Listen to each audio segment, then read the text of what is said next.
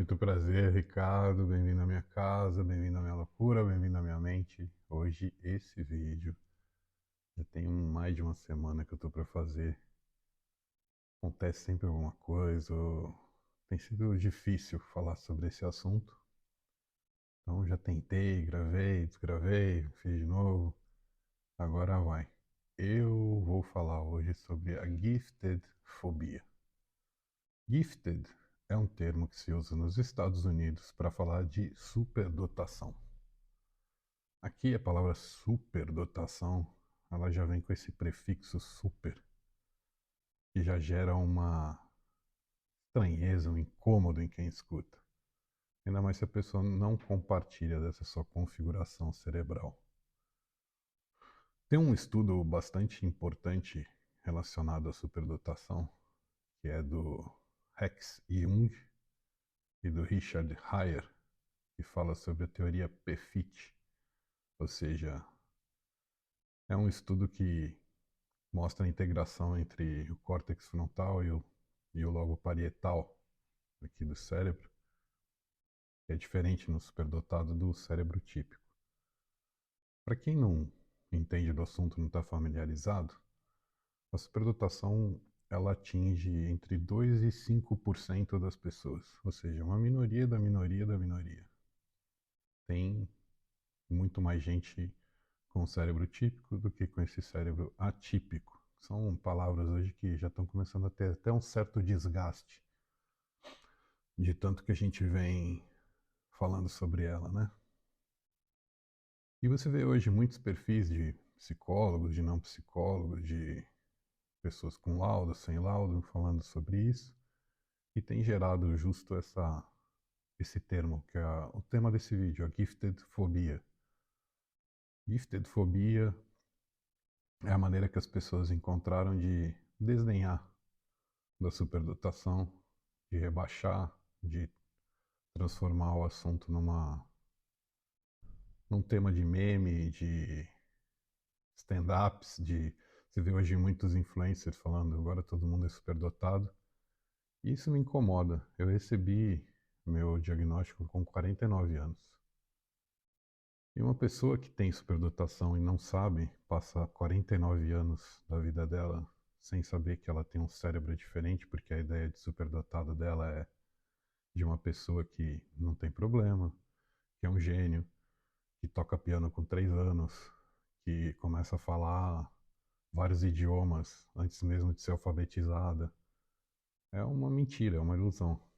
Esse estudo que eu citei aqui, ele mostra que tem 28 áreas do cérebro de um superdotado que são diferentes. E quando a gente fala de diferença, quando eu falo de diferença, eu quero dizer diferença. Não superioridade, não melhor, não mais, não menos. Porque só quem tem a superdotação sabe que sem conhecimento, sem entendimento, ela é um fardo, ela é um peso, ela é uma grande dificuldade na vida. No meu caso, um monte de problema físico, relacionamento, 6 casamentos, dificuldade de interação, não porque eu sou antissocial, mas porque são questões de temas compartilhados, de interesse. Eu me interesso por profundidade, por muitos assuntos que não são do interesse da maioria das pessoas. Mais uma vez, isso não me faz melhor, não me faz mais, não me faz menos também, mas me faz ser diferente. Então aqui nesse vídeo tem um raciocínio que eu queria compartilhar com vocês sobre os superdotados famosos, que obviamente não é meu caso. E quando eu trago eles aqui para a conversa, não é porque eu estou me comparando com eles ou comparando qualquer superdotado com esses caras, mas para te contar os efeitos dessa gifted fobia desde que a humanidade é a humanidade. Eu quero começar com o Ignaz Semmelweis. Infelizmente, nem todo mundo conhece esse cara, e deveria. Porque teve uma época na humanidade em que a febre puerperal matava muita gente, e a medicina estava apanhando aí para descobrir por quê. Esse cara, muito observador, muito competente na maneira de olhar as coisas como médico, como pessoa, percebeu que o problema era que as pessoas faziam autópsias, os médicos faziam autópsias e iam fazer parto em seguida, sem lavar a mão. Hoje parece um absurdo, mas na época era normal. Então Ignacio Semmelweis, ele percebeu que os médicos saíam dessas autópsias e as mulheres morriam de febre puerperal. Então ele via tudo acontecer, via o padrão e falou: ó, se você lavar a mão, usar cloreto, isso vai acabar. Depois que as pessoas começaram a botar isso em prática, e não foi porque ele falou que elas botaram em prática, demorou bastante, a mortalidade foi de 18% para menos de 2%. Só que o que aconteceu com o Semmelweis? Ele foi ridicularizado pela elite médica. Os caras passavam do lado dele e ficavam fazendo assim, ó, para tirar sarro da cara dele. Ele perdeu a razão, ficou quase louco. Só que antes dele ficar quase louco, ele já foi internado à força no hospício. No hospício, ele foi agredido por guardas, morreu de septicemia com 47 anos. Podia ter contribuído muito mais com a medicina. Hoje ele é um herói da medicina, mas na época ele pagou com a vida dele para salvar outras vidas. O Galileu Galilei, mesma coisa. Resolveu contar para todo mundo que ele tinha percebido com os estudos dele, que a Terra não era o centro. Aí a Inquisição foi lá em nome de Jesus, em nome de Deus, e meteu ele ajoelhado e forçou ele a negar os próprios conhecimentos, né? Tudo que ele tinha provado e visto. Ficou confinado numa prisão domiciliar até morrer, cego, isolado, silenciado. Aí séculos depois a igreja admitiu que ele estava certo. Que coisa, né? Séculos depois. O cara não estava nem aí mais. Tem o Alan Turing, que é o responsável pelos computadores. Ele ajudou a derrotar os nazistas, porque ele quebrou o código que os nazistas usavam, que chamava Enigma, salvou milhões de pessoas, encurtou a guerra e depois. Foi processado pelo governo por ser gay. Injeção de hormônio feminino, castração química, depressão severa. Aí o cara resolveu comer uma maçã envenenada e morrer com 41 anos de idade. Tem estátua, tem nota de libra, mas isso não traz de volta o cara que o Estado destruiu. E o Tesla? Esse você conhece, né? Ajudou a construir o mundo elétrico, moderno, corrente alternada, visão da energia sem fio, porrada de coisa. Passou a vida sendo tratado como excêntrico, explorado, falido por um rato, com a ajuda de um rato que era o Thomas Edison, roubaram as patentes dele, morreu sozinho num quarto de hotel em Nova York, devendo meses de aluguel, e tinha só os pombos que ele alimentava de companhia, de amizade. O mundo usou a mente desse cara e deixou ele apodrecer. E o Van Gogh? Mais um. Vendeu um quadro quando estava vivo. Pintou 800 telas, mais ou menos. Vivia de pão e café. Pão e café. Crise após crise. Até cortar a própria orelha. Você imagina o nível que já estava o cara. Deu um tiro no peito com 37 anos. Aí hoje, qualquer quadro dele, centenas de milhões de dólares. Um reconhecimento que chegou um pouquinho tarde para salvar esse cara, né? Chegou no momento em que as pessoas agora lucram com a dor que ele teve a vida inteira. Tá aí nos quadros que ele pintou. Tem um outro também que pouca gente conhece, que é o Srinivasa Ramanujam. Isso. Esse cara escreveu umas fórmulas tão complexas, tão absurdas, que o pessoal achava impossível que elas fossem reais, ou que ele mesmo tivesse feito. Aí ele foi para Cambridge. Lá ele teve frio, ficou sozinho, uma dieta ruim para o corpo dele. Morreu de tuberculose e desnutrição com 32 anos. Ele é um dos exemplos da superdotação, que ela causa no corpo. Quando você tenta se encaixar demais, quando você foge demais da expectativa dos outros, quando vem a rejeição, o corpo cobra a conta. Tem o Beethoven também, um dos maiores compositores da história, não precisava nem te falar isso, né? Sinfonias absurdas, monumentais, mesmo depois de ficar surdo. Aí esse cara, ele vivia atormentado, isolado, era cheio de raiva, vivia em desespero. Edgar Allan Poe, baita escritor, mestre do terror, miséria extrema também. O viúvo jovem, lutou contra o alcoolismo, contra a depressão profunda. Morreu com 40 anos ainda, não dá nem para explicar direito como é que foi essa morte dele. Tem o Nietzsche, um dos maiores filósofos de todos os tempos, compreendido em vida, ridicularizado, sofreu um colapso mental devastador, passou seus últimos anos em isolamento louco, também pela sífilis, né? O Kafka, que eu falei no vídeo anterior do livro Carta ao Pai, obras geniais que definiram o século XX. Esse cara se sentiu um fracasso a vida inteira, como a maioria dos superdotados. Pediu para um amigo testamenteiro que queimasse tudo que ele escreveu. Morreu com 40 anos, de tuberculose, quase desconhecido. Oscar Wilde, gênio da literatura também, inglês, humilhado publicamente, preso, destruído por ser gay também. Morreu na miséria, no exílio. William Reich, psicanalista brilhante, foi perseguido por nazistas, por comunistas e depois pelo governo dos Estados Unidos. Esse cara conseguiu essa proeza, né? Tipo, São Paulo, Corinthians, Palmeiras e Santos odiavam ele. Teve todos os livros que ele fez, todas as pesquisas que ele conduziu, queimada publicamente, em 1957. Não, não foi na Idade Média, não, foi em 1957. Morreu sozinho, preso numa prisão federal. Quer trazer para o Brasil? Tem o Chagas, Carlos Chagas. 1909, lá no interiorzão de Minas, cara com 30 anos, médico, descobriu sozinho uma doença inteira, a doença de Chagas. Parasita, um inseto transmissor, reservatório animal, sintoma, o tratamento inicial, tudo, sozinho, de uma vez. O mundo aplaudiu o cara, Harvard, Instituto Pasteur, Academia de Berlim, foi indicado ao Nobel em 1913 e depois em 21. Sabe por que ele não ganhou o Nobel?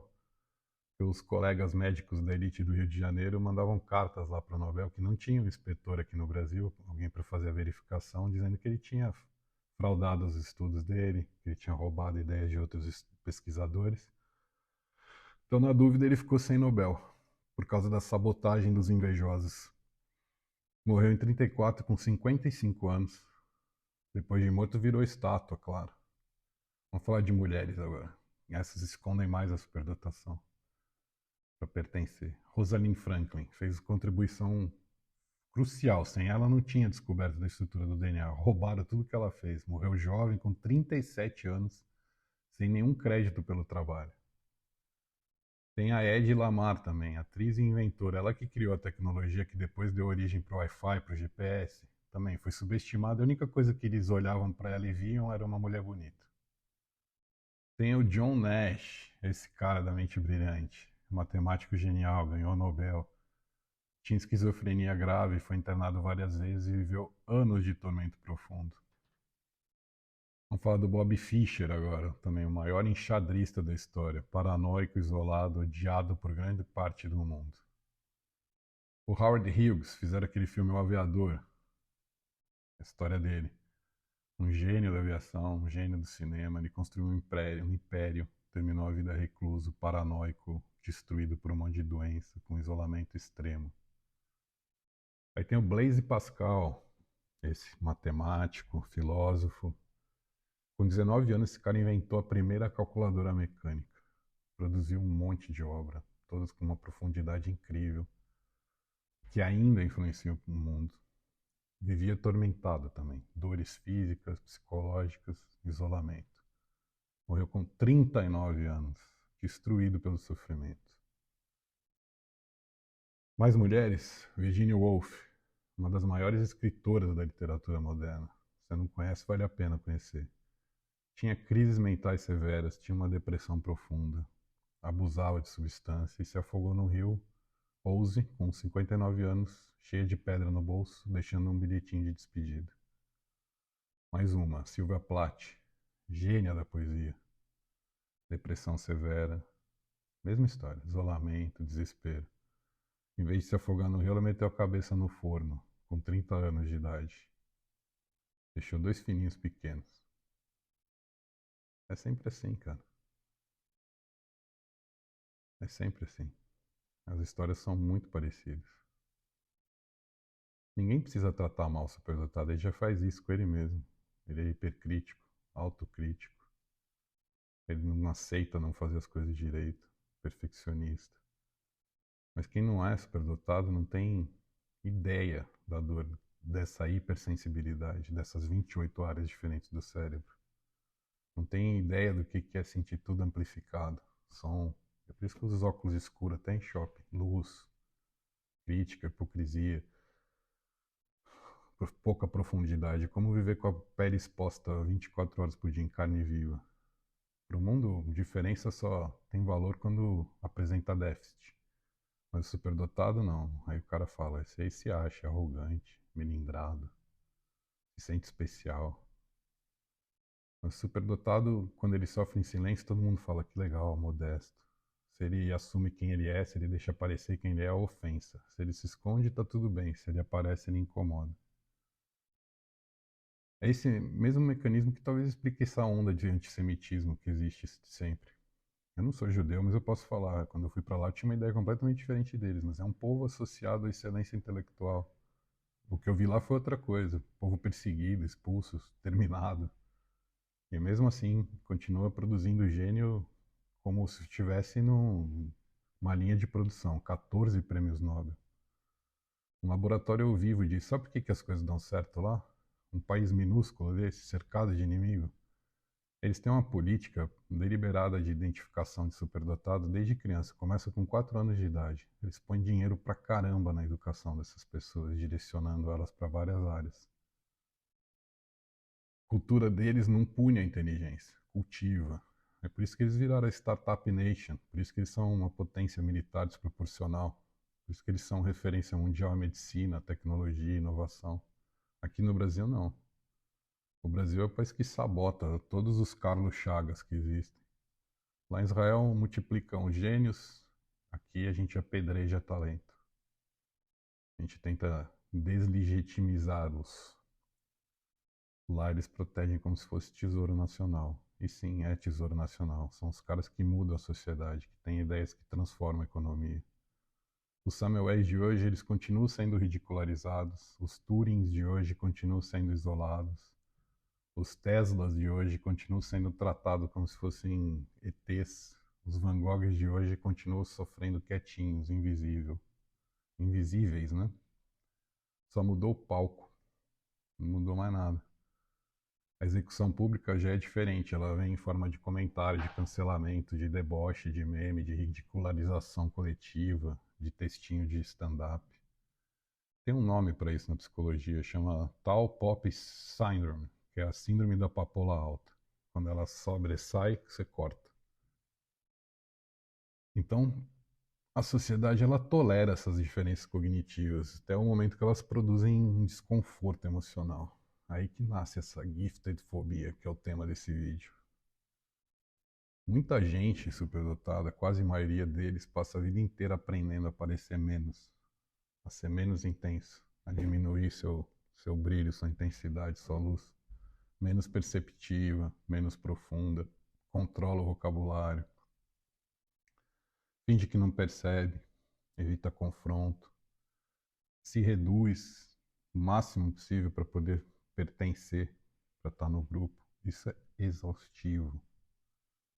Cansa, desanima. Tem gente que olha para o superdotado isolado e fala, olha lá, arrogante. Mas, meu, superdotado, ele é um ser humano cansado. Cansado de explicar, tem insônia, cansado de ser interpretado errado, cansado de perceber hostilidade toda vez que ele finalmente dá uma relaxada e deixa aparecer quem ele é e toma pedrada. Eu posso falar isso pra você porque eu conheço esse lado aí, eu sei até onde isso pode levar.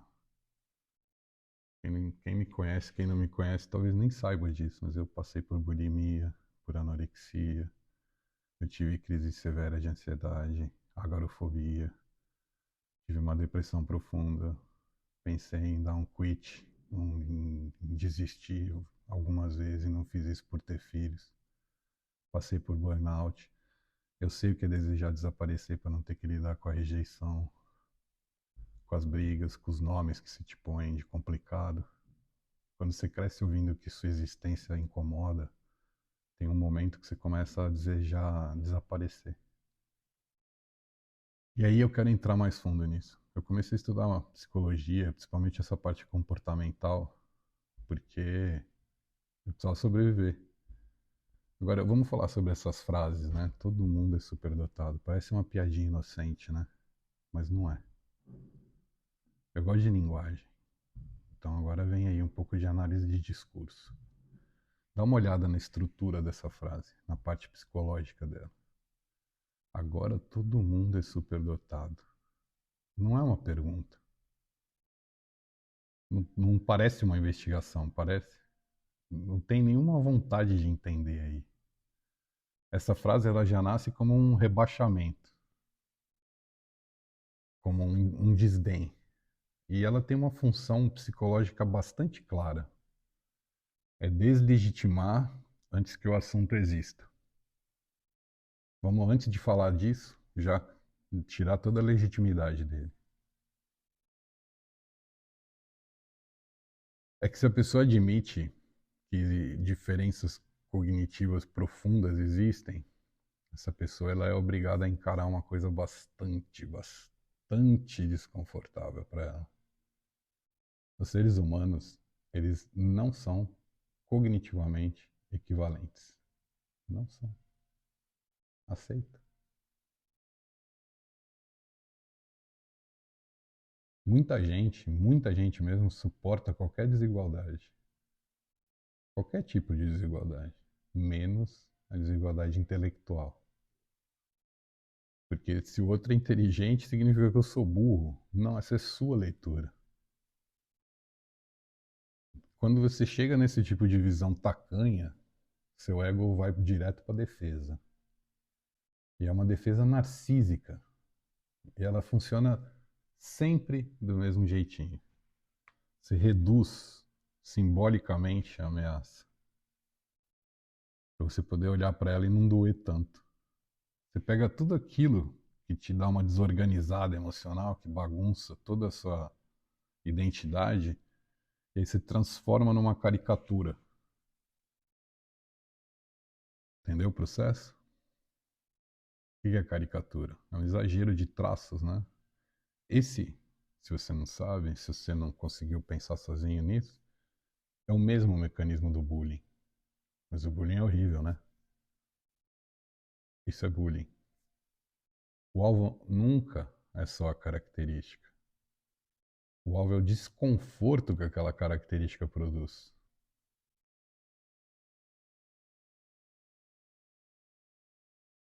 Por isso o deboche. Por isso esse deboche vem com uma rapidez impressionante. Porque o cérebro, ele quer recuperar o equilíbrio do status. Não posso me sentir menos que o outro. Mas você se sente, não é o outro que te faz sentir. Então por isso que quando alguém fala, eu sou superdotado, aí o inseguro ele não escuta uma descrição neuropsicológica, um fato biológico. O que ele escuta já vem distorcido por toda a baixa autoestima em geral, por essa dificuldade em gostar de si mesmo, ele escuta assim: ah, tem uma pessoa que está acima de mim em alguma dimensão importante. E aí o que ele faz? Contra-ataca. Usa essas frases que não parecem agressão. Se acha que é atenção, precisa de cuidados especiais, agora todo mundo é superdotado. O que é importante aqui? Você perceber a covardia intelectual que está atrás disso. Ninguém está sentando para discutir um critério diagnóstico. Ninguém está abrindo uma pesquisa. Ninguém está debatendo o neurodesenvolvimento.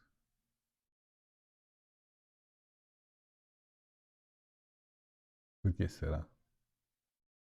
Porque não é debate. Não é uma reação emocional. Uma fantasia para disfarçar, irônica. Então, essa reação emocional põe uma roupinha bonita e parece uma ironia. Mas você quer saber o que é o mais irônico? O mais irônico de tudo isso é que muita gente que faz esse tipo de piada idolatra, gosta dos gênios mortos.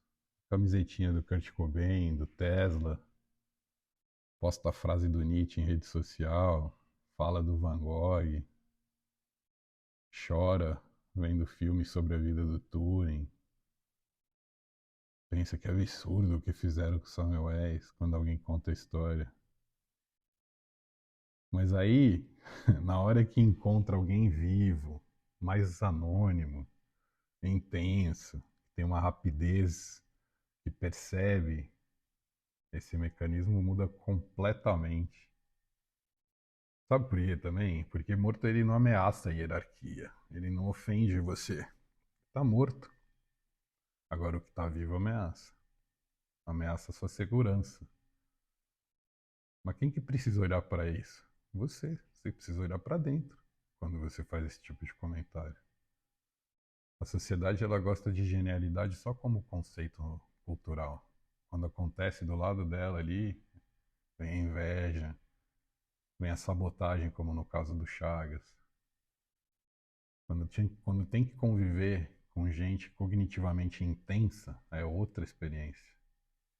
Porque essas pessoas que são cognitivamente intensas, com superdotação, elas percebem incoerência, elas percebem manipulação, elas percebem fragilidade lógica, falácia, silogismos fracos, elas aprendem rápido, elas pressionam ambientes intelectuais. Elas não deixam o professor em paz na sala de aula, porque se aquilo ali não está bem explicado, elas não digeriram bem, elas não conseguem seguir em frente. Não é que elas querem ser chatas, elas precisam entender. E quando você olha alguém assim, isso mexe com o ego. Aí quando você vê. Então, esse é o recado. Quando você vê alguém escrevendo, agora todo mundo é superdotado. Tenta não olhar só para a frase. Olha para o que a frase revela. Por que dessa frase? Para que dessa frase? Qual que é o objetivo de quem fez a frase? O que ela quer que você sinta? O que tem por trás dela? Te dou umas pistas aqui. Medo de comparação, desconforto de hierarquia, necessidade de rebaixar para proteção narcísica. E é justamente esse mecanismo mesquinho, asqueroso, pequeno, anti-intelectual, que faz tanta gente brilhante aprender desde cedo a se esconder, a não querer aparecer.